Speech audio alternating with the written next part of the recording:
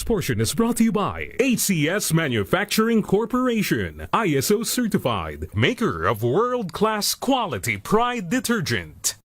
Itinuturing na pundasyon ng bawat kumpanya ang bawat manggagawa na nagpapatakbo dito. Kaya naman hindi maitatanggi, nakakambal ng isang maganda at dekalidad na serbisyo ang pangangalaga sa kapakanan ng mga empleyado. At sa usaping ito, malaki ang gampanin na iniatang sa Human Resources Department. You have to know what the employees need in order for them to really keep on, doing the job, love the job, and enjoy the job that they do. Ngunit taliwas sa nakagisnang paniniwala, lumabas sa organizational scan na isinagawa ng HR Department ng MBC Media Group noong 2024 sa pangunguna ni Ms. Ellen Fulido, Vice President for Human Resources and Admin Services, na hindi pera o mataas na sahod ang pangunahing dahilan kung bakit nananatili ang empleyado sa kanilang kumpanya. They tend to associate happiness at work with salaries. But let me tell you guys, salaries are supposed to be given to you. You receive your salaries every 15th or 30th because it's a reward for doing the job right. Lumalabas anya na mas matimbang para sa isang manggagawa ang makaramdam ng sense of belongingness, higit sa mataas na sahod. And what we found out, whatever notion about resignations being salary-based, actually that survey belied the notion. Of the more than 50%, actually 60% yata yung respondents nun, are in the average tenure of 5 to 10 years. So, mga 5 to 10 years. And they said they remained in the organization because they feel like they are a family to this organization. Yung feeling that they are being taken care of by the company. Gate pa ni Fulido, maikakabit ang positibong resulta ng internal company scan sa mga maliliit ngunit mahalagang inisyatiba ng HR Department tulad na lang ng learning and recreational activities para maramdaman ng mga empleyado na pinangangalagaan sila ng kumpanya, gayon din ang kanilang mga personal na interes. This portion is brought to you by ACS Manufacturing Corporation, ISO certified, maker of world-class quality Pride detergent.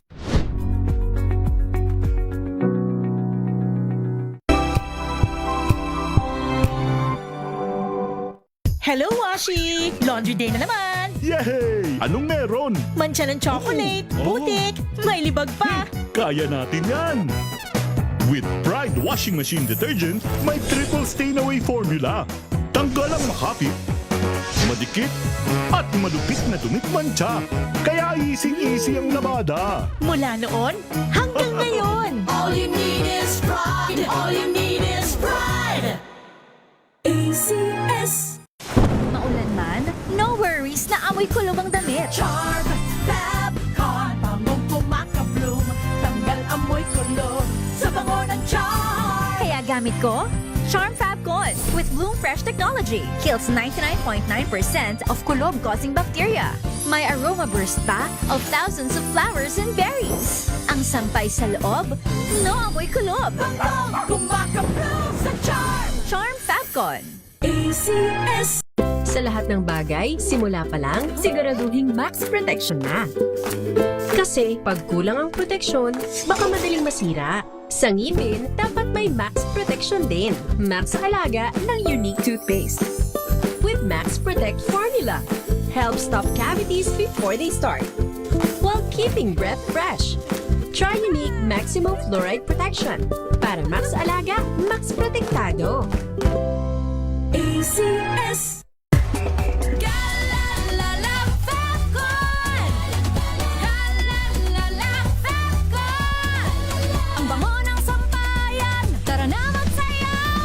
Fabcon, amoy nakaka-joyful!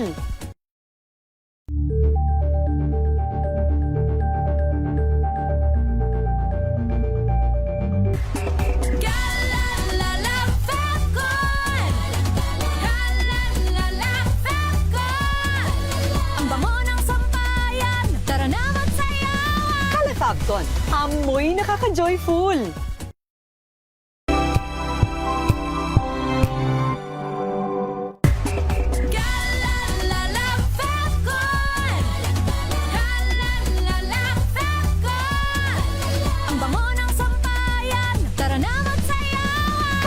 Falcon. Amoy nakaka-joyful!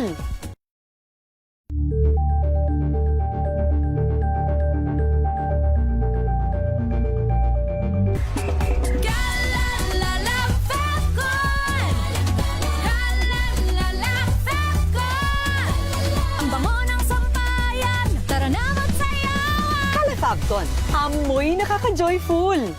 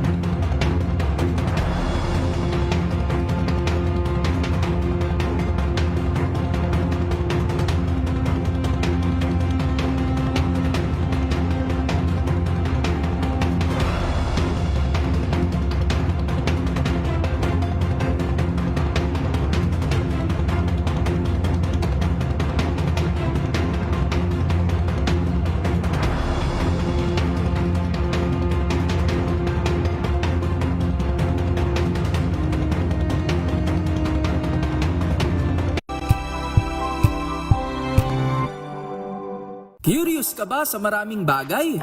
Kami na ang bahala dyan.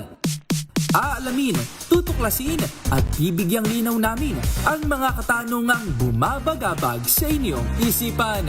Sa programa kung saan ang bawat sagot ay galing lamang sa mga eksperto. Ang Expert's Opinion, tuwing linggo 3:00 ng hapon, dito lang sa DZRH TV.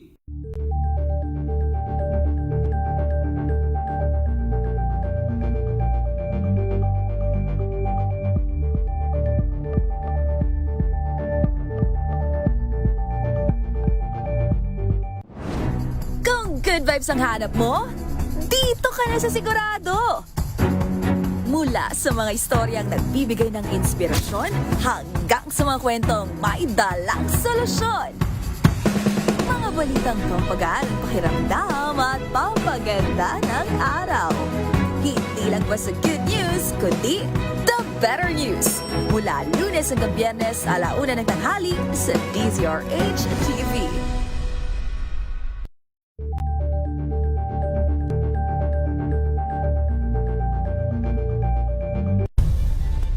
Nagsimula sa pangarap hanggang sa maabot ang tagumpay. Iba't ibang kwento, iba't ibang mukha ng atletang Pilipino. Mas pinatindi, mas pinalakas, at mas pinaaksyon sa Match Point tuwing Sabado, 12:30 ng tanghali sa DZRH TV. Angel po si Angelo Palmona sa giiwan sa inyo na isang magandang umaga. Maraming salamat. Life goes on! Nine, good morning, Lakay! Good morning, Sister At good morning. Magandang mainit na umaga. Angel po si Angelo Palmona sa giiwan sa inyo na isang magandang umaga. Maraming salamat. Pilipinas, una sa Pilipino. Sa Na, bumabaha ng komersyal. H break time. Oras, Miss Wina. Pilipinas ang oras, 4:36 ng hapon. Bago ang mga report mula sa Malacanang, mula sa Senado at Kamara de Representantes at mula sa Sandigan Bayan, ayan, lalaya na, hindi pala lumalaya. Magpipiyansa pala ang dating Senador Bong Revilla, pero bago yan, abay mamigay muna tayo ng aginaldo. Mamigay tayo ng aginaldo, Miss Wina, sa ating Kring Kring Panalo Promo kay Kitaway Jeric. Makinig maigi! Ito na ang chance mo na manalo ng instant 500 pesos kapag narinig mo na ang mahiwagang Kring Kring. Tingnan mo na ang iyong cellphone, baka ikaw na ang susunod naming winner sa Kring Kring Panalo Malakas sa telepono. Paano sumali? Bisitahin ang Facebook page ng DZRH, fill up pa ng Google Sheet na nakapin sa DZRH FB page at hintayin ang aming tawag sa telepono. Kring-kring na! Sino ang maswerteng natawagan ni Kring Kring Miss Wina?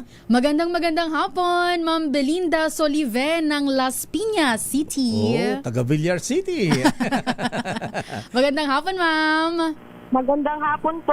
Ayan, tanongin mo na si Ate Belinda at umuulan ng basa doon sa kanilang lugar. Baka wet na siya. Ayan, Ate Belinda, hindi ko na to pahihirapan pa para sa'yo ha.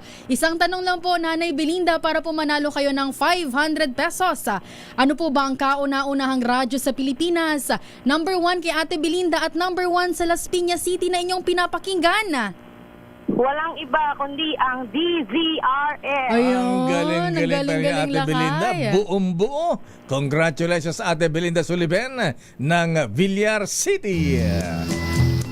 At alamin mo natin ang latest sa Pag-asa. Ayan, bakit ang lakas na ulan ngayon? Dito sa Metro Manila, nasa ating liyan si forecaster. Aba, doktor ito. Ha? Anong ubigay ni ba siya? O, Dr. John Manalo ng Pag-asa. Doc, good morning. Good afternoon.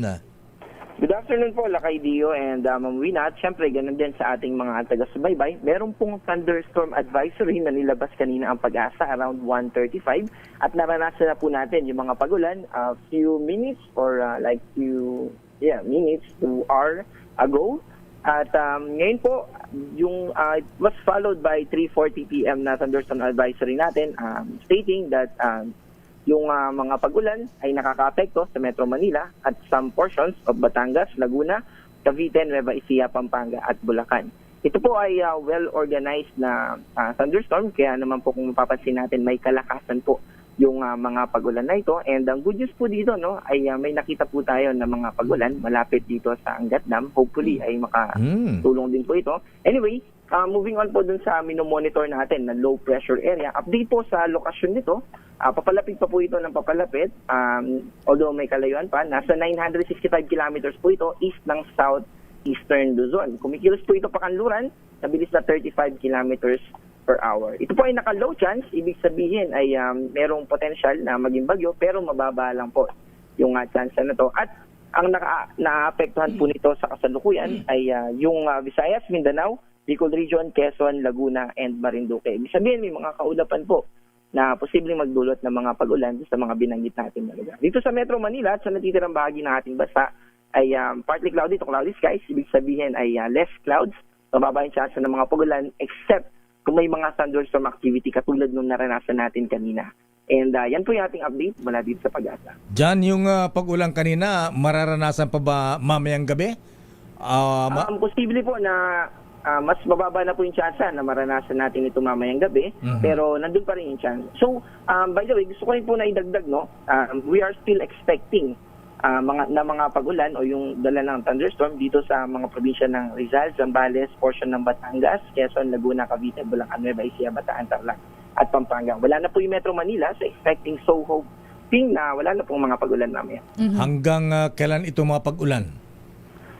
Usually yung mga thunderstorm po matagal na kapag umabot ng 2 hours at kung mapapansin din po natin, dito po sa station natin sa Science Garden, Quezon City ay wala na pong pag-ulan at the present.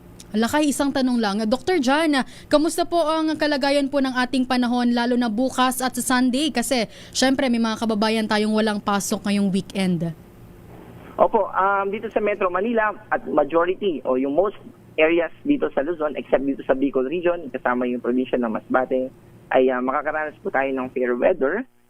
Thunderstorm activity lang yung posibleng magdala ng mga pagulan. Pero sa mga kababayan naman natin dito sa Visayas at Mindanao, may mga kaulapan po na dala nitong na-associated dito sa LPA na minention natin kanina.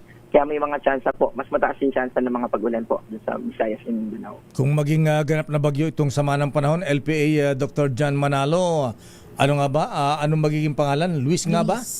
Tama po, Luis po, Lakay Dio. Ayan, Dr. John Manalo, thank you very much. Good afternoon. Maraming salamat din po. Ingat po tayo. Mga kaibigan, forecaster na, Dr. pa, John Manalo ng DOST Pag-asa. Samantala, hatawin natin ang mga reports. Pero sandali lang mga let at eto mainit-init pa. Makakalaya na at magpipiyansa na si dating Senador Bong Revilla para sa kasong malversation through falsification of public documents. Kaugnay mo sa Go sa Flood Control Project sa Pandi, Bulacan. Ito'y matapos payagan ng Sandigan Bayan 3rd Division ang kanyang bail application kung saan itinakda sa 1 milyon ang halaga ng piyansa para sa pansamantalang lumaya. Habang hindi naman pinagabigyan ang bail application ng kanyang kapwa-akusadong sina Bryce Hernandez, JP Mendoza ng DPWH, RJ Dumasig, Emelita Huat, Juanito Mendoza at Cristina Pineda. Samantala sa Facebook post ng dating Senador Bong Revilla, sabi lang niya ay thank you Lord. Ba, mukhang malakas manalangin ha si Malakas ang kapit, Lakay. malakas ang kapit, ang malakas manalangin si Congresswoman Lani Mercado Revilla.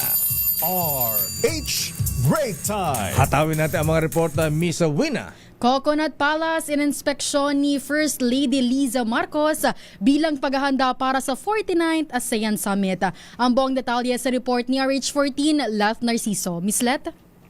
Winalakay, ininspeksyon nga ni First Lady Liza Agneta Marcos ang Coconut Palace na sumailalim sa restoration. Ito'y bilang paghahanda para sa 49th Association of Southeast Asian Nations o ASEAN Leaders Summit sa Nobyembre. Isa ang Coconut Palace sa Pasay City sa official venue sa gaganaping mga aktibidad sa pagtitipon ng mga leader ng ASEAN at dialogue partners. Sa ibinahaging mga larawan ng unang ginang sa kanyang social media accounts, sinabi nito sa caption na handa na ang Coconut Palace na muling tanggapin ang mundo. Excited ang First Lady dahil tampukan niya sa restoration ang artistry, kultura at hospitality ng mga Pilipino. Ang Coconut Palace na idinisenyo ng National Artist for Architecture na si Francisco Manyosa ay ipinatayo ni dating First Lady Imelda Marcos noong 1978 para sa mga bumibisitang dignitaries. Ito si Leth Narciso para sa DZRH sa Pilipinas. Isay? Miss Let, ha? Ayan na. Anong sabi ng Malacanang doon sa isang inirekomendang cabinet secretary, ha? Ayan, basahin ko lang muna bago kita hingan ng reaksyon na. Inireklamo sa Presidential Complaint Center sa Malacanang. Ayan na pala. Umabot na pala sa Malacanang ang bagong appoint na Health Secretary Brix Pujalte dahil sa pagsusugal sa mga kasino dito sa Metro Manila. Ang reklamo ay pinabot ng concerned citizens na nakakita sa bagong talagang kalihim habang nasa loob ng Okada, Manila at Soler Resort and Casino. Ayon sa report, gumagamit ng alias na Louis Santos. Wow! Louis Santos si Secretary Pujalte upang makaiwas sa mata ng publiko. Ipinahayag ng complainant na malinaw na nilabag ng bagong Health Secretary ang Presidential Decree 1869 na nagbabawal sa mga opisyal o kahit ordinaryong empleyado ng gobyerno na maglaro o manatili sa loob ng mga kasino. Si Secretary Pujalte ay inappoint ng Pangulong Marcos sa DOH bilang kalihim nitong July 13 lamang. Pinalitan niya sa pwesto ang controversial din na dating Health Secretary Ted Herbosa na naharap naman ng mga iba't ibang kaso sa Ombudsman. Alam na ba ito ng Malacanang? Lakay, wala pang reaksyon ang palasyo tungkol dyan. Ganun ba? Okay. Si abangan na lang natin. mukhang namumuro itong bata ni Secretary Condring Estrella. Ha? Apo Condring, itong bata mo. Ha? Anyway, sige. Sabi na aking bubita, Miss Let, pati First Lady galit dito kay Pujalte. Ayan. Parati daw niname drop yung kanyang pangalan. Talaga. Mukhang namumuro ang bagong Health Secretary. Tingnan natin. Okay nga, Rod. Maraming salamat, Miss Letta. Balik sa inyo, Lakay at Wina. Samantala, report mula sa Senado, Miss Wina. Mga sumasahod ng 50,000 pesos kada buwan dapat tax-free na. Ayon yan kay Senator JV Ejercito. Ang detalye sa report ni RH28, Raymond Dadpaas. Raymond? Mas malaki ang sweldong maiuwi ng mga manggagawang Pilipino kung taasan ang saklaw ng libre sa buwis na buwan ng sahod. Ito ang deklarasyon ni Senador J.B. Ejercito kasunod ng inihain itong Senate Bill No. 2341 na may layuning gawing tax-free ang mga sumasahod ng 50,000 pesos kada buwan o 600,000 pesos kada taon. Sabi ni Ejercito, magiging mas malaki ang take-home pay ng milyong-milyong manggagawang Pilipino sa gitna ng patuloy na pagtaas ng presyo ng mga pangunahing bilihin. Sa ilalim ng Senate Bill No. 2341, inaamyendahan ang National Internal Revenue Code upang hindi napatawan ng income tax ang mga individual na kumikita ng 600,000 pesos pababa kada taon. Ito ay mula sa kasalukuyang 250,000 na itinakda sa ilalim ng Republic Act No. 10963 o ang Train Law. J.P. Ejercito, hindi ito simpleng tax reform. Ito'y para sa middle income earners na marangal na nagtatrabaho, nagbabayad ng buwis at nag-aambag sa ekonomiya sa kabila ng mataas na presyo ng mga bilihin. Narito si Senador J.B. Ejercito. Napakabigat na po ng mga problema na pinapasa ng ating mga kababayan sa araw-araw. Mataas ang presyo ng mga bilihin, mataas ang presyo ng langis at kuryente, kaya bilang sagot na rin sa pila ni PBBM sa kanyang SONA, gusto nating gawing tax exempt ang mga sumisweldo ng hanggang 50,000 kada buwan or 600,000 kada taon. Ang ating proposed bill, ang Senate Bill No. 2421, ay para sa mga kababayan nating marangal na nagtatrabaho, nagbabayad ng buwis at nag-aambag sa ekonomiya sa kabila ng mataas na presyo ng mga bilihin. Sila ang tunay na gulugod ng ating ekonomiya. Para imbes na mapunta sa tax, makadagdag pa ito sa kanilang pang-araw-araw na gastusin. Ito si RH28, Raymond Antas. Raymond. Si RH, una sa Pilipinas, una sa Pilipino. Mayor. Ayan, sama tayo ng hindi lang 10, 20. Ayan, kay Senator JB, ha? At sana huwag siyang papayag kung sakali man, baka mami medyo sa maglalabas ng TRO. Ayan ang mahirap dito. Sana nga, dahil maraming makikinabang kung sakali dito sa panukalang ito. Ayan, may hearing ba kanina? Nanermo nga ba si Senator Erwin? O kahapon? Kahapon. Akala ko kanina. Nasa Naga City sila, binisita si Mayor Lenny Robredo. Oh, bakit? Nililigawan ba? Meron daw silang parang may hinihingi yatang project ang Naga LGU at si Senator Erwin ang kanilang nalapitan, Mayor. Yung dalawa, ayan, kumusta na? Senator Ping at Senator Alan? Hindi daw totoo yung ceasefire, Mayor. So, ibig sabihin, parang Iran-US lang yan, tsaka Israel. Tuloy pa rin. Tuloy ang gyera. Oo, parang ganun ang mangyayari, Mayor, dahil tuloy yung mga part ng dalawa. Sige, abangan na lang natin, manood na lang tayo. Maraming salamat, Raymond. Balik sa inyo, Mayor. Mula sa Senado, dumako tayo sa Kamara pagpresenta ng prosecution ng article o unexplained wealth ng Vice President Sara. Baka daw mapaaga. Sino may sabi niyan? Aris number 12, Milky Rigunan Piscamin. Milky. Lakay at Wayna, posibleng mapaaga ang pagpipresenta ng House Prosecution Team sa Article 2 o ang unexplained wealth sa impeachment trial ni Vice President Sara Duterte. Ayon kay Prosecution Legal Spokesperson, Attorney Benjamin Tolosa Jr., may option ang prosecution team na isunod ang pagtalakay sa unexplained wealth pagkatapos ng Article 1 o ang maling paggamit naman ng confidential funds. Ayon kay Tolosa, nasa inaprobahang pre-trial order ng Senate Impeachment Court na may discretion ang prosecution na baguhin ang order of evidence. Paliwanag ni Tolosa, kailangan lamang ipaalam sa impeachment court at sa defense panel sakaling magdesisyon ang panel of prosecutors. Pero sa ngayon niya, nakatutok sila sa paglalatag ng mga ebidensya na susuporta sa munay maling paggastos sa 612.5 million pesos na confidential funds. Kahapon o kahon-kahong ebidensya na binubuo naman ng mga tax at bank records ang kailangan pa umano nilang aralin, lalo at ilan ay naisumite na sa Senado. Dagdag pa ni Tolosa, gugugol pa sila ng maraming oras para mailatag ng mabuti ang unexplained wealth issue at itiyakin na accurate at madali itong maunawaan ng mamayan sa sandaling maisalang na sa Senate Impeachment Court. Ako si New Greguna nagulat para sa DCRH, una sa Pilipinas, una sa Pilipino. Maraming salamat Manang Milky. Samantala, ICC Council tinawag na gaslighting ang pahayag ni Vice President Sara Duterte hinggil sa ICC. Ang buong detalye sa report ni RH9 Tina Nolasco. Tina?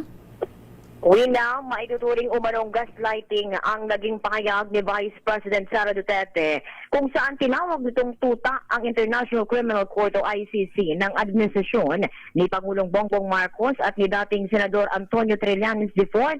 Itong binigyang diin ng ICC Common Legal Representative for the Victims na si Attorney Gilbert Andres matapos maghain ng motion to resolve sa Department of Justice.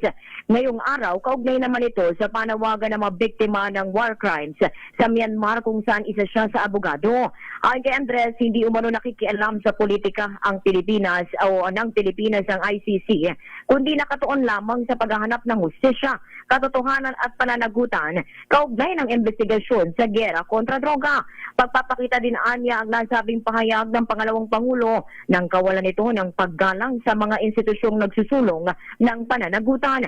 Pakinggan natin si Attorney Andres. What VP Sara is doing is big time na gaslighting of the ICC, and it shows that she does not respect institutions of accountability such as the ICC. Samantala, Lakay, Wina, kaugnay ng inyong binabanggit sa akusasyon naman kay DOH Secretary Pujalte, naglabas ngayon ng pahayag ang Department of Health at mariing itinatanggi ni Secretary Briggs Pujalte ang paratang na kumakalat mula sa isang liham ukol sa umano'y pamamalagi ng kalihim sa mga kasino para magsugal. Paglilinaw ni Secretary Pujalte noong July 20, naimbitahan siya para dumalo sa isang opisyal na pagpupulong kasama ang mga opisyal ng Masbate at Sorsogon sa isang hotel. Anging ang pagbibigay lamang umano ng tulong sa mga pampublikong ospital sa rehiyon ang pinag-usapan sa naturang pagtitipon. Tiniyak naman ng Department of Health na mananatili itong nakatutok sa tuloy-tuloy na paghahatid ng dekalidad na serbisyong pangkalusugan para sa bawat Pilipino. Tina, noong siya ang chief pa ng orthopedic hospital, government hospital din yan. Di ba siya nagkakasino noon? Oo.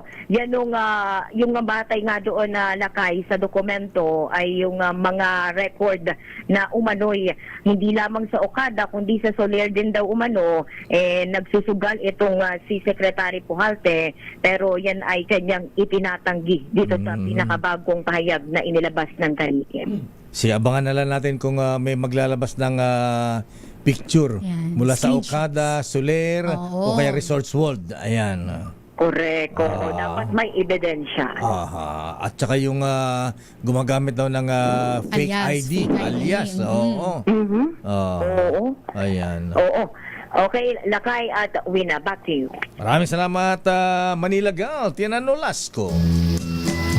Samantala daw lang Japanese national na wanted sa kanilang bansa agad na ipinadeport ng Bureau of Immigration. Noche Kakas, please come in. Noche. Lakay at Wena Pearl, pinauwi ng Bureau of Immigration sa Japan at dalawang puganteng Japanese national. Batay sa record ng BI, sina Takuchi Kazu at Nishiwaki Yotaka ay parehong sinamahan palabas ng bansa sakay ng magkakahiwalay na flight ng Japan Airlines patungong Tokyo. Kasunod ito ng maaresto si Takeuchi noong July 2023 na wanted ng Sagisama record sa pagnanakaw at iba pa. Naaresto naman noong January 2026 si Nishiwaki sa isang magkasanib na operasyon ng National Police Agency ng Japan at PNP. Pinaghahanap ng Tokyo Sama Record si Nishiwaki sa kaso ring pagnanakaw ng miyembro umano ng kilalang Lapi Syndicate kabilang ang pandaraya at iba pang illegal na aktibidad na naglulungga sa Pilipinas. RS27, may Tikakas DCRH, una sa Pilipinas, una sa Pilipino. Samantala sa iba nating balita, maglalaan ng $685 million o 42 billion pesos ang Estados Unidos para sa pagpapalakas ng kapasidad ng Pilipinas na ma-detect, magamot at para sa prevention ng HIV at tuberculosis o TB. Sa ilalim ng nilagdaan na Health Strategic Objective Agreement, tatakbo ng 5 taon ang mga programa at proyekto na inaasahang makakatulong sa Department of Health na masiguro ang kalusugan ng bawat Pilipino. Ayon sa embahada, ang kasunduan ay parte ng pagsulong ng Amerika sa mga global health goals nito, kasama rito ang paglaban sa mga nakakahawa at nakakamatay na sakit at iba pa. Sa datos, umabot na sa 168,000 ang confirmed HIV cases na naitala ng DOH at umaabot naman sa 101,807 ang TB cases sa bansa. Samantala, nababahala naman si Vice President Sara Duterte Carpio sa skin condition ng kanyang ama na si dating Pangulong Digong Duterte habang nakulong sa The Hague, the Netherlands. Ayon kay VP Sara, nagamula ang mga namumula na parang tigyawat ang likod ng dating Pangulong Duterte dahil may diabetes ang kanyang ama. Sinabi pa ni VP Sara na ayaw niyang magkaroon ng anumang sugat ang kanyang ama dahil matagal itong gumaling dahil siya ay meron palang sakit na diabetes. Nagpapasalamat naman si VP Sara para sa detention unit sa pag-aalaga at pagbibigyan ng medikal na pangailangan sa dating Pangulo. Mahigit na 1 taon na kulong ang dating Pangulong Digong sa ICC dahil sa kasong crimes against humanity at sa madugong kampanya kontra illegal drugs. At sabi nating business correspondent Mr. Michael Ismaygay, magkano lakay? Nagsara ang palitan sa dollar ngayon na Miss Wina. Aba, tumatatag ang ating piso, ha? Ayon kay Mr. Michael Ismaygay, nagsara sa palitang 61 pesos and 24 centavos Miss Wina. Kahapon ay nagsara sa halagang 61.56. At bago tayo magpaalam, batiin mo natin ng happy birthday si Lolo. Ayan. Si Lolo Octavio Natividad, 87 years old ng Angono Rizal. Si Kaloy Pascual ng MBC, happy birthday. At ganun din, happy birthday kay Engineer Nora Gutierrez, Lani Redublo de Jesus, Eric Nunez ng Gillette Philippines. At binabati natin si Lolo Frank, 93 years old. Wow. Araw-araw nanonood sa atin, Miss Wina. Si Lolo Frank Tapay ng San Roque, Alaminos, Laguna. Lolo Frank, ayan, stay healthy. Palakas po kayo, ha? Sana humaba pa ang buhay ninyo, ha? Sana higiran nyo pa ang edad ni Manong Johnny Ponce Enrile. Binabati ni Mr. General Edwin Ernie. At yan na po maibigyan ng kabuuan natin palatuntunang break time. Bilis ng oras, ha? Dapat ang mga balitang din nababasa rito, ha? Bukas na malakay. Bukas na lang. Stay safe, ingat. Ako po si Deo Macalma. At sa pangalan pa rin po ni Miss Thea Petra Corpuz, ito naman si Wina Pearl Hesoro. Antabayanan na mabalansyadong balita, hindi pro Digong, ha? Yan, hindi pro Duterte, ha? Dr. Aguila, ha? Kaya kinakanya mo si Henry Uri, ha? Yan. Mabalansyadong balita mula kay Henry Uri at Miss Kay Karen Oyong. At binabati rin natin si Tisoy Oliveros, Romel Cabanela, ayan, at Dr. Minggita Padilla, nakikinig pala sa atin, at Kuyang Joji Bulawin.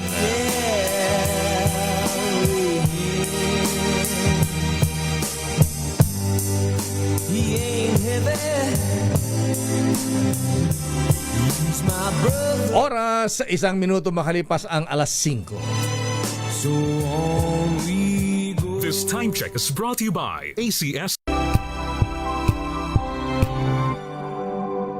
Wow, ang saya. Isang barangay na labada, puro mancha pa. Goodbye, pahinga. Mommy, isang laba lang yan sa Pride Bar Blue. May powerful stain-away enzymes na malupit sa dunit mansya. At di masakit sa kamay. Isang labalang yan. Hello, pahinga!